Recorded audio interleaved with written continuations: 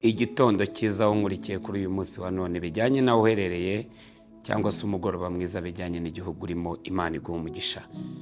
Ndagira ngo unyemerere kuri uyu munsi tuganire iri jambo numva Imana ishyize ku mutima wanjye, numva amaswe kukubwira. Ndagira ngo nkubwire ko umugambi w'Imana ukomeje kuri wowe, nta kizawunyuramo kandi nta kizawitambika.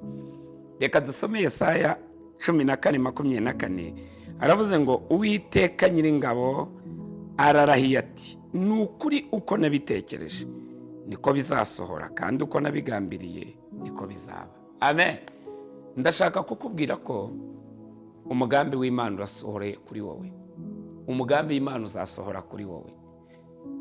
Uko Imana yabitekereje niko bizaba, kandi uko yabigambiriye byose niko bizasohora. Yesaya 7:7 aravuga ngo imigambi yabo nizahama kandi ntabwo izasohora. Umva ubutumwa naguha kuri uyu munsi. Imigambi ya Satani ntabwo izahama kuri wowe, ahubwo umugambi w'Imana niwo uzasohora ku buzima bwawe. Ntiwongere kugira ubwoba, ukora ibyo Imana igusaba gukora, utegereze gushaka kwayo, ukora ibyo ugomba gukora, ubundi utegereze ubushake bw'Imana buzasohora ku buzima bwawe. Shalom.